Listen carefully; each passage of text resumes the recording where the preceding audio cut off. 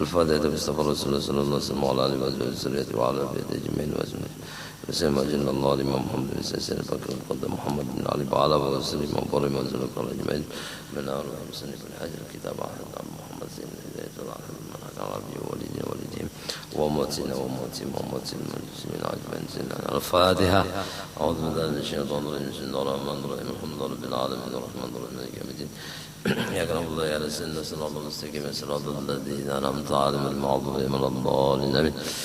بسم الله الرحمن الرحيم. السلام عليكم ورحمة الله وبركاته.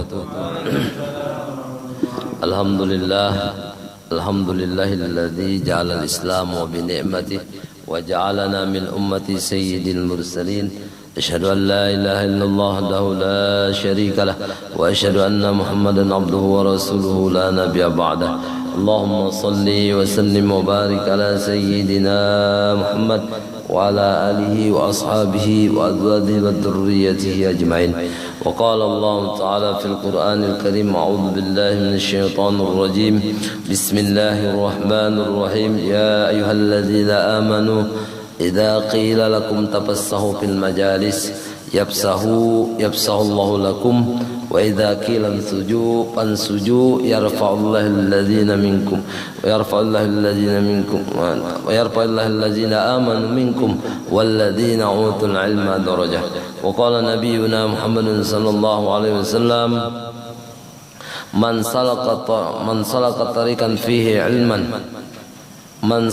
طريقا يطلب فيه علما سلك الله به طريقا إلى الجنة.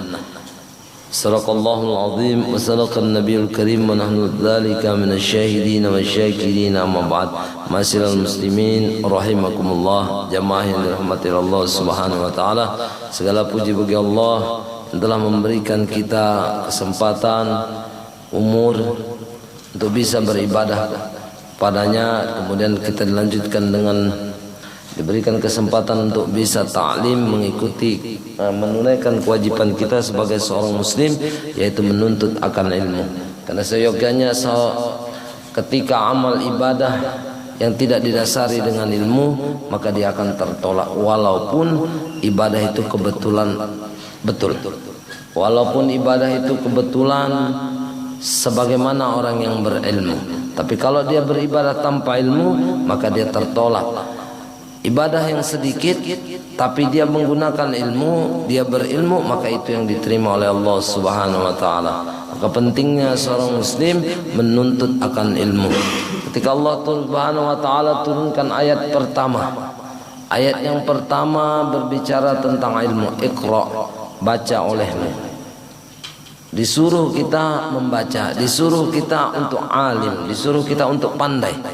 Itu sebabnya Islam mengutamakan ilmu. Karena pada saat orang bersyukur, kita bersyukur kepada Allah. Tapi kalau dia tidak memiliki ilmu, maka tidaklah bisa dia bersyukur. Maka syarat syukur, ciri orang yang bersyukur, ciri-cirinya diantara yang pertama, berilmu dia. Dia paham bahwasanya yang dia kerjakan ini semata-mata datangnya dari Allah Subhanahu wa taala. Itu namanya ilmu. Ketika kita dapat nikmat, kita bisa duduk di majelis ta'lim. Itu nikmat. Kita paham itu sebenarnya bantuan dari Allah, itu nikmat dari Allah, itu namanya ilmu. Jadi syukur itu ciri pertama ialah berilmu. Lalu ciri yang kedua orang yang bersyukur itu ridho, ikhlas dia. Apapun yang terjadi, yang menimpa dirinya, dia ikhlas. Karena dia mensyukuri apa yang diberi Allah Subhanahu wa taala. Yang ketiga ciri orang yang bersyukur itu dia beramal. Tidaklah cukup dia hanya di lidah dia mengucapkan kalimat alhamdulillah, tapi tidak ada amal yang dia kerjakan. Dia tidak mau menambah ilmu pengetahuannya tentang Islam. Dia tidak mau belajar tentang hukum-hukum Islam, bagaimana tata cara ibadah di dalam Islam. Maka amal yang diperlukan. Ketika orang hadir di majelis ta'lim, artinya dia bersyukur bahwasanya dia dijadikan oleh Allah Subhanahu wa taala seorang muslim. Dia jaga keislamannya tersebut dengan menuntut akan ilmu. Jamaah yang dirahmati Allah Subhanahu wa taala, mudah-mudahan dengan berkah majelis ini Allah mudahkan urusan kita, Allah mudahkan urusan akhirat kita. Jangan pernah memandang majlis itu kecil. Kemana hakikatnya kita melaksanakan perintah Allah Subhanahu wa taala. Kita duduk di majlis dengan niat mengerjakan perintah Allah. Itu niat ketika orang belajar menuntut ilmu. Kemudian dengan niat ingin mengerjakan perintah Allah sesuai dengan yang diatur oleh Allah Subhanahu wa taala, dengan syariat yang diajarkan oleh Rasulullah sallallahu alaihi wasallam. Mudah-mudahan dengan berkah majelis ini Allah ampunkan dosa-dosa kita, dosa-dosa kedua orang tua kita, jiran kita, tetangga kita, semua diampunkan oleh Allah Subhanahu wa taala. Amin ya rabbal alamin. Kemudian sampai mana nih? Libur sehari ini kali sudah. Ya. Qala al-musannif rahimallahu taala wa nafa'ana bihi fid dharain amin. Pasal yang keempat, cara menghilangkan najis. Najis ialah tiap-tiap sesuatu yang kotor, lagi menegahkan akan sahnya salat pada barang yang tiada dimaafkan seperti air kencing. Itu najis. Kotoran. Artinya selain kencing kan ada air besar, ada air kecil. Darah itu haram hukumnya. Siapa tahu nanti di kota dia ada yang darah dikumpul kemudian direbus, dia jadi model hati. Itu haram hukumnya. Karena ada sebagian menganggap halal, padahal itu darah, itu kotoran. Sumber penyakit. Islam itu menyuruh kita makan yang bersih-bersih. Jadi kalau darah itu dia kandungan penyakit. Yang pertama diserang virus itu darah. Jadi jangan makan darah kita. Di kota ada jual memang spesial, dijual memang darah direbusnya dan jadi kayak model hati, dia iris-iris. Nah itu haram hukumnya. Kemudian muntah. Muntah ini sesuatu yang keluar dari dalam perut. Maka ketika kita tidur, itu sebabnya tidur di musola dijaga. Bukan, tidak ada larangan untuk tidur di musola. Cuma yang ditakutkan itu ketika tidur, pada saat tidur yang keluar liur yang keluar dari dalam perut. Dia ada liur yang keluar dari kelenjar liur memang, ada liur yang keluar dari kekenyangan makan kemudian tidur dia. Maka liur yang di dalam itu keluar, yang di dalam perut, maka itu jadi najis. Tapi kalau liur yang di sini bukan najis, tapi nyaman juga begitu orang sujud cimbol liur. Kan masalah tuh. Jadi kalau tidur di musola, ya dijagalah, jangan sampai ada tercium bau-bau yang kurang sedap lah. Nah, itu sebabnya dijaga. Tidak ada larangan tidur di dalam masjid atau di dalam musola, tapi yang dilarang itu ketika liurnya itu nanti menetes di dalam. Kita mana sadar, mana bisa kita bedakan juga mana liur yang dari dalam perut, mana liur yang dari intinya lebih baik tidak usah, ambil di luar aja. Atau kalau mau juga tidur di dalam karena ada AC-nya, ya bawalah sudah kain sendiri diampar. Jangan sampai mengotori sejadahnya. Kemudian nanah itu najis. Wadi, madi. Wadi itu wadi nih. Maji itu kelelahan. Wadi itu dia keluar juga dia. Kalau ada satu lagi, kalau mani lain lagi itu kisahnya. Maji itu keluar ketika asik nonton. Tahu aja nonton channel sebelah. Ada channel virus itu ada. Begitu keluarlah dia, tanggung bilangnya. Nah, jadi itu maji keluar, tegang dia akan menetes. Saking tegangnya itu netes, apalagi 3 bulan. Ya kan? Nah, itu tegang dia. Jadi itu maji. Wadi, tapi tidak mensyaratkan mandi. Kalau mandi mensyaratkan mandi. Khamar atau minuman keras, nah, itu najis. Itu khamar itu najis, tahu sendirilah khamar. Innamal khamru wal maisir wal ansab wal azlam rijzum min amalis syaitan. Fastanibuh. Itu perintahnya dalam Al-Quran. Sesungguhnya khamar, judi, ansab berhala, azlam tu undi anak panah. Apa bahasa kita sekarang? Tidak ada orang undi anak panah, cuma ada bulu-bulu, lempar bulu. Pernah nonton Pak Pasar Malam? Ada yang diputar, baru dia lempar gini, lengket di nomor 1 misalnya. Itu namanya sama kurang lebih azlam, undian anak panah. Dicabut. Itu haram hukumnya. Rokok aja, ya sama aja. Ada di pasar malam itu kadang-kadang dia tidak berupa uang. Begitu kena nomor dapat rokok 3 bungkus. Rokok kan tidak dimakan, dia sama aja hukumnya. Begitu dijual, dapat dia menang, dia jual rokoknya, kan jadi uang jadinya. Jadi haram hukumnya. Kemudian babi, itu najis. Anjing itu najis, atau anak dari salah satu keduanya. Babi kawin sama sapi, anaknya tetap najis. Bapaknya babi, mamanya sapi, lahir najis. Atau bapaknya sapi, mamanya babi, sama aja. Pokoknya yang diantara dari keduanya itu najis hukumnya. Bangkai, binatang yang mati tanpa disembelih dengan nama Allah Subhanahu wa taala. Jadi menyembelih binatang, itu bangkai namanya. Kemudian bulu bangkai. Bulu bangkai itu apa yang dari bangkai lah, atau tulang bangkai, dan susu dari binatang yang tiada halal dimakan. Seperti susu kucing, susu beruang. Tapi kalau susu beruang itu kan mereknya aja, isinya tetap ya susu sapi. Tidak mungkin lah orang bisa merah susu beruang. Begitu merah-merah cakarnya selesai kita. Itu mereknya aja Pak. Air liur yang datang dari dalam perutan, itu tadi.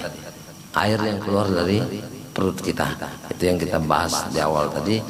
Tidur di masjid hati-hati, atau keluar liur netes, mana tahu kita. Kemudian najis itu terbagi 3, najis mughalladhah, yaitu najis yang berat seperti kotoran, air liur atau air peluh dari anjing atau babi. Itu najisnya. Atau binatang yang terbit dari salah satu keduanya. Cara menghilangkannya, hilangkan dulu benda najisnya dengan air. Jadi kalau misalnya kena nih baju, kain, kena liur anjing, dihilangkan dulu dia dengan air, siram dengan air. Kemudian itu 6 kali. Kalau saya biasa siram air 6 kali, baru saya kasih air tanah. Tanah diambilkan, tapi tanah yang bersih juga. Yang mudah itu tanahnya diaduk dulu di dalam baskom atau air, diaduk kemudian disiramkan di sini. Kemudian baru disiram lagi dengan air. Itu cara menghilangkan najis mughalladhah, najis dari babi dan anjing. Jadi hukum memelihara anjing, kalau tidak ada kepentingan pelihara, kan banyak sekarang lagi tren nih, orang Islam melihara anjing masuk ke rumah. Karena bilangnya tidak ada dalam Al-Quran. Ya hukum puruknya, hukum asal di dalam Al-Quran tidak ada menyebutkan anjing najis, tidak ada. Tapi di dalam hadis ada, pendapat ulama ada. Jadi pengambilan hukum. Kalau babi sudah jelas dia, babi itu jelas di dalam Al-Quran ada. Wal khinzir, khinzir itu haram. Jadi pelihara anjing, kalau tidak ada kepentingan di dalamnya maka dosa dia. Tiap hari dihilangkan pahalanya sekerat, rugi kita. Tapi kalau untuk ada kepentingan, memang urgen, di rumah perlu anjing, tapi tidak masuk dia anjing penjaga, itu pun dibatasi lah, jangan sampai bebas keliling rumah. Karena nanti dia terbit liurnya netes ke sana kemari, selesai kita. Dan malaikat tidak masuk ke dalam rumah yang ada anjing di dalamnya.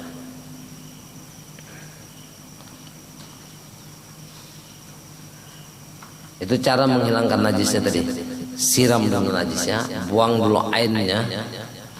Ain itu bendanya.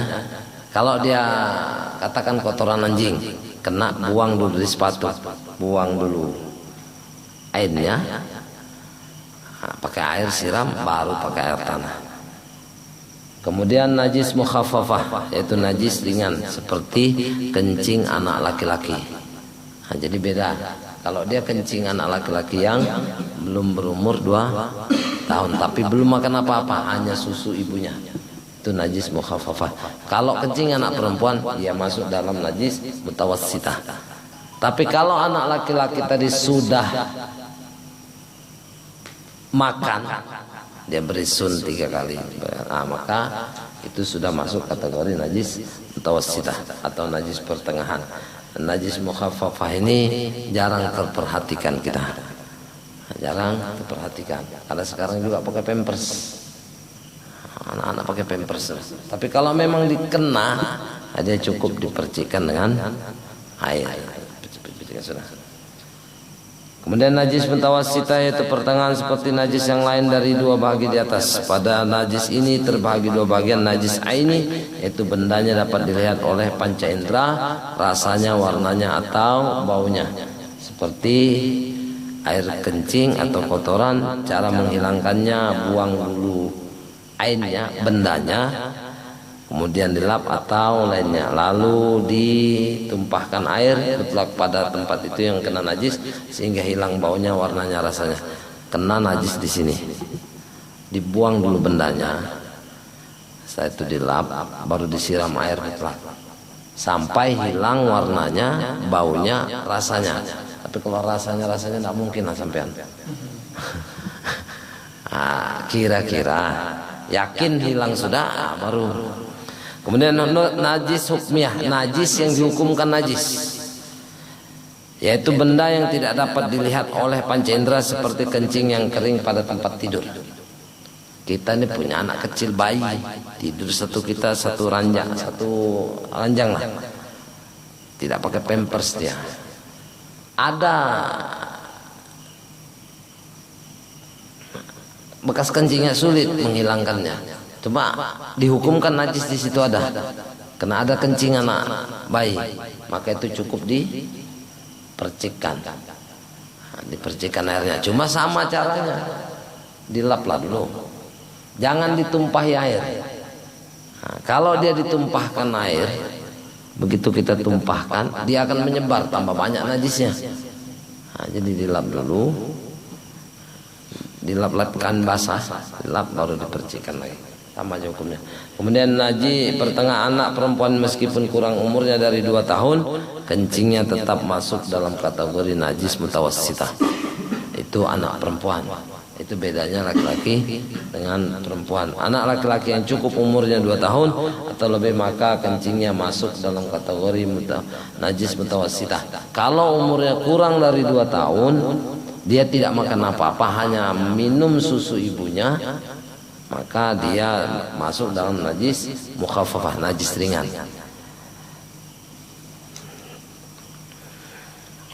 Ini jarang banget urusan bini-bini ini.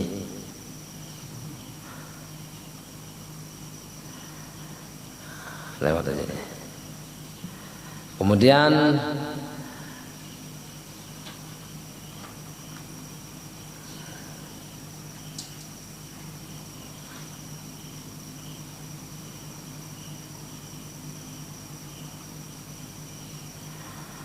kalau dia benda itu sulit dibuang, sulit dihindari nih, ya seperti itu tadi yang di atas di atas tilam kencing anak-anak, kecuali tilamnya dibuang, kan kapuk isinya, dalam kapuk kan nyebar dia, maka sulit itu cukup dipercikan. Karena ada kaidah tiap-tiap najis yang sulit memelihara darinya, maka najis itu dimaafkan. Pasal kelima, ini agak sulitnya.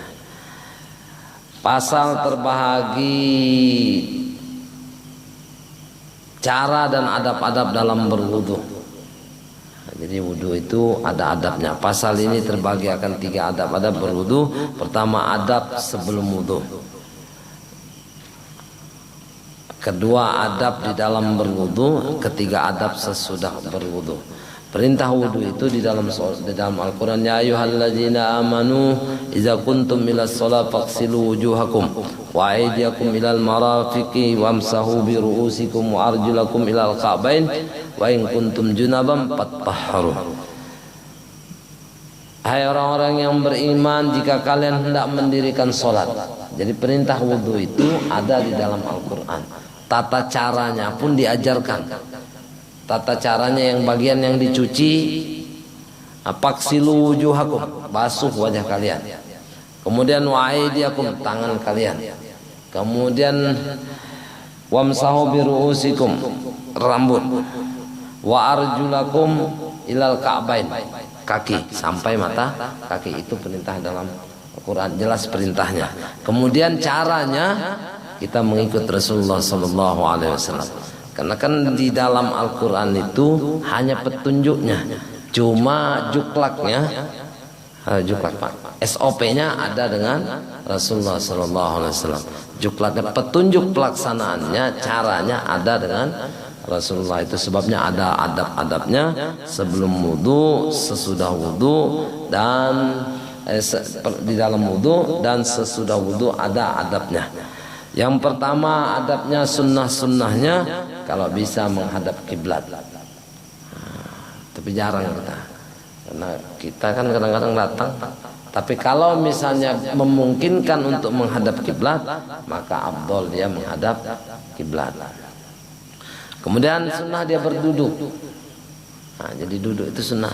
Jadi kalau sampean pengurus masjid, sampai mengurus masjid, nah kalau bikin tempat wudu usahakan ada tempat duduknya, supaya orang begitu ngangkat kaki. Kalau orang tua yang berdiri kan bermasalah, dia paling dia kasih kakinya di pancuran begini-begini, padahal itu sunnahnya dia lap, dia sapu, nah, dia selat-selati ujung jarinya. Tapi kalau duduk bisa, nah, diselat-selati. Kemudian berniat, nah itu wajib. Kalau niat itu wajib. Sahaja aku mengerjakan sunnah wudu. Nah, kalau dia mengerjakan jadi sunnah wudu nanti. Di antara sunnah wudu itu niat. Nawaitul wudu'ah, nawaitu sunanul wudu, atau nawaitu saja aku mengerjakan sunnah wudu karena Allah Ta'ala. Yang pertama sunnahnya dia mengucap Bismillahirrahmanirrahim. Dia cuci tangannya. Nah, jadi cuci tangan. Jadi pada saat mencuci tangan itu dia memasang niat, saja aku mengerjakan sunnah wudu. Artinya jangan berkendaraan Pak. Kadang-kadang kita dalam wudu itu cerita, konsentrasi tidak full pada wudu. Jadi dia sunnah mencuci tangannya. Siapa tahu habis makan cabai, kan sunnah. Yang kedua, ada hikmah ketika kita mencuci tangan. Ada hikmah yang kita lihat. Apa hikmahnya? Kita bisa lihat air. Kan begini, kelihatan keruh airnya. Tapi kalau langsung cuci, selesai, kita pas airnya keruh atau air tanah. Jadi hikmahnya nawaitul wudu'ah. Kemudian dia membaca Bismillahirrahmanirrahim.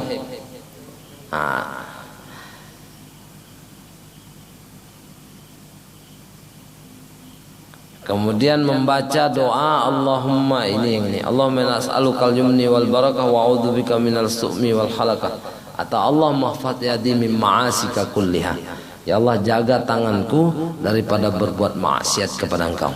Minimal bahasa Indonesia lah. Ketika mencuci tangan kita sulit menghafal bahasa Indonesia. Ya Allah, jaga tanganku daripada berbuat maksiat kepada Engkau. Atau ya Allah, jadikan tanganku ini membawa manfaat untuk agama. Doa tidak mutlak harus, tapi minta kita kebaikan-kebaikan melalui tangan kita. Itu intinya doa. Allahumma fatyadi min ma'asika kulliha, itu yang diajarkan oleh Rasulullah. Tapi yang kita mudah aja, yang kita ingat, mudah ingat aja. Ya Allah, jaga tanganku dari berbuat maksiat kepada Engkau ya Allah. Itu sunnah wudu, mencuci tangan pertama. Kemudian sunnah kedua berkumur-kumur. Itu hukum sunnah dia, berkumur-kumur. Kalau bisa siwak dulu sebelum wudu, itu bersiwak dulu, itu lebih afdal. Mudmadah, mudmadah ini berkumur-kumur. Kalau dia puasa, tetap sunnah, tapi jangan apapun. Kalau bahasa Banjarnya itu behimat. Puasa kan lagi. Kalau puasa beda lah. Kalau puasa itu santai ya. Sekedar ngambil sunnahnya. Karena bau mulut orang yang puasa itu malaikat senang menciumnya, seperti bau surga. Kalau ini ambil kesempatan. Biasa bulan puasa itu kan sunnah bilangnya, tapi itu disuruh tidak bersungguh-sungguh. Kalau biasa kita yang normal tidak puasa ini ya biar kuat-kuat tidak apa-apa dia. Kemudian doanya Allahumma inni ala tilawati kitabik wa kasrati dzikrik wa tsabbit biqauli tsabit fid dunya wal akhirah. Atau Allahumma inni ala tilawati kitabika wa salati ala nabi. Bahasa Indonesianya, ya Allah, jadikan, tolong aku ya Allah dalam membaca kitab-Mu Al-Quran. Tolong aku ya Allah dalam membaca salawat kepada Nabi Muhammad. Ya Allah, tolong aku dalam berzikir kepadamu ya Allah. Bahasa Indonesia Pak, lebih mudah kita mempahamnya. Tapi sama aja hukumnya, doa. Kemudian ya Allah, tetapkan lidahku ini dalam 2 kalimat syahadat. Kemudian memasukkan air ke hidung, istinsaq, diisap. Tapi kalau yang tidak biasa, sakitnya sampai ke sini. Yes. Ngambil sunnah Pak, sampean masukkan aja. Dikit-dikit aja. Belajar mengambil sunnah, jangan sampai ditinggal. Karena itulah keuntungan kita dalam beribadah. Jadi jangan sampai ditinggal. Ambil sedikit, isap. Biar sampai di sini aja, tidak sampai ke dalam, tidak apa-apa. Yang penting ngambil sunnahnya. Karena kadang-kadang ada orang yang ngisap tidak tahan dia. Karena sakitnya sampai sini. Saya itu kalau ngisap pas sakitnya sampai di sini. Sebenarnya itu ada bagusnya. Saraf yang di sini yang tidak pernah, kan tidak ada aktivitas di sini selain mikir. Tidak pernah digoyang. Ibarat ini tidak pernah di. Kalau urat-urat lain ini dia bergerak. Kalau di sini kan saraf tidak ada yang gerak. Dia hanya letupan elektrik saja. Jadi digoyang, begitu kita ngisap dia goyang. Normal lagi, jadi darahnya jalan. Itu hikmah ketika kita istinsaq. Sedikit aja Pak, diambil. Cuma periksa airnya. Kira-kira airnya enak ya barulah. Nah, itu hikmahnya ketika kita mencip, kita bisa tahu karena syaratnya itu air itu tidak berubah warnanya, rasanya, baunya. Warnanya tangan meriksa, oh bersih. Rasanya mulut yang periksa, asam. Tapi kalau air laut jangan istinsak sampean. Air laut boleh pakai wudu boleh, tapi asin. Jadi begitu habis wudu, saya biasa mancing, wudunya air laut. Begitu habis wudu terasa garam, terasa garam begini. Tapi kita masih impor garam, terlalu banyak garam. Jadi Allahumma arihni raihatal jannah. Ya Allah, berikan aku kesempatan mencium bau surga. Orang yang mencium bau surga insya Allah masuk surga. Ini jangan sampai baunya aja tidak cium kita.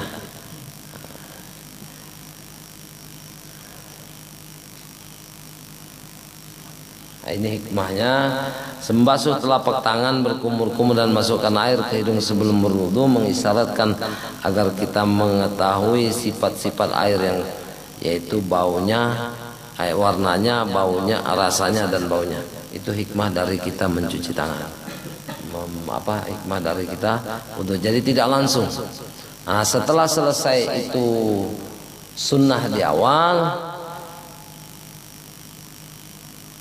baru masuk ke bab wajibnya, faksilu wujuhakum. Baru membasuh muka. Yang pertama niat. Hukum syarat sah wudu itu yang pertama niat. Nah, dalam mazhab Syafi'i itu niat itu nawaitul wudu'a fardhan lillahi ta'ala. Saja aku berwudu wajib karena Allah Ta'ala. Nawaitul wudu'a listibahatis shalah. Saja aku berwudu karena ingin mendirikan salat. Jadi terserah sampean pilih. Intinya saya wudu. Dan wudu air niat itu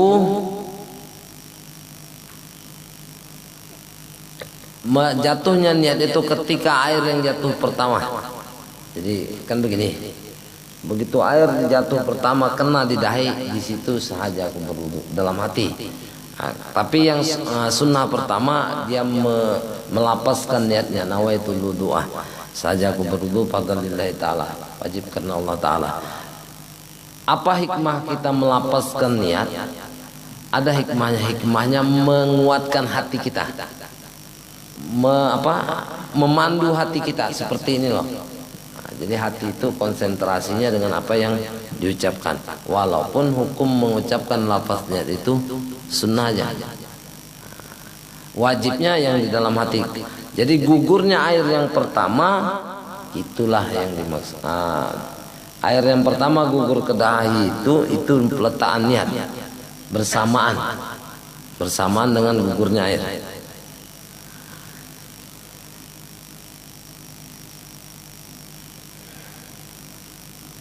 Kemudian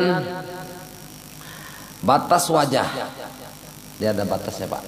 Yang faksilu wujuhakum, ada batas wajah. Nah, jadi batas wajah itu dari kalau dia vertikal kiri kanan, itu dari ini Pak bahasa Indonesianya. Nah,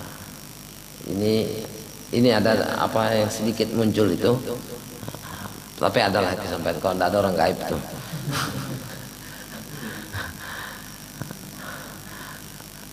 Ini itu batas wajah sebelah sini.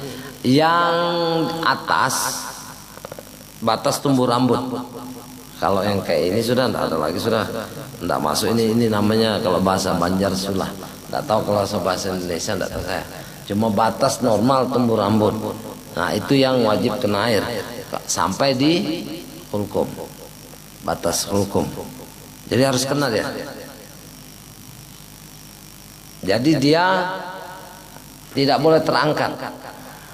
Jadi tidak boleh dia harus satu sapuan.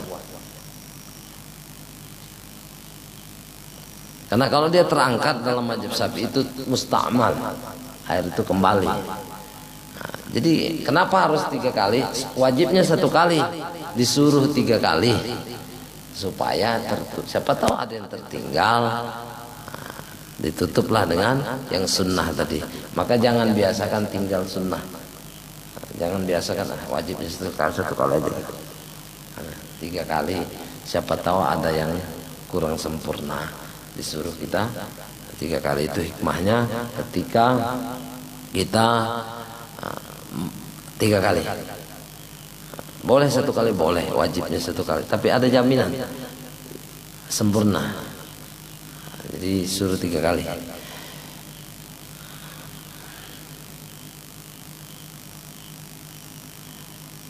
Kemudian ada doa, Allahumma bayyid wajhi yawma tabyadul wujuh wa taswaddu wujuh. Ya Allah, putihkan wajahku di hari engkau putihkan wajah orang-orang beriman, dan di hari engkau hitamkan wajah-wajah orang munafik, orang-orang kafir. Itu doanya. Jadi luar biasa nanti. Orang ketika Rasulullah ditanya, Bagaimana engkau bisa mengenali umatmu yang banyak? Kan manusia dari zaman Nabi Adam sampai kiamat nanti, sampai hari ini, sampai nanti kiamat. Banyak manusia. Lalu Rasulullah menjawab, akan terlihat dari guril muhajjalin, bekas-bekas wudunya. Jadi bekas wudu itu kelihatan nanti. Maka banyak-banyak wudu, Pak. Saya agak hitam nih, kena hari ini kerja saya. Jadi kena sinar matahari. Jadi banyak wudu, Pak. Wudu itu pelihara wudu kita. Insya Allah bebas corona kita. Iyalah, kena tidak sempat dia berkembang biak, kena lagi air wudu, batal wudu lagi, batal wudu lagi. Sayyidina Bilal bin Rabah, beliau ditanya oleh Rasulullah, ketika aku mi'raj, kata Rasulullah, aku dengar suara terompahmu di dalam surga ya Bilal. Amalan apa yang kau kerjakan ya Bilal? Kata Sayyidina Bilal, saya setiap habis buang hajat batal, saya wudu, kemudian saya sholat sunnah wudu. Kemudian itu tadi Pak, wajah, batas wajah sampai sini. Wallahu a'lam. Silakan, dapat tahu ada yang kurang jelas ya.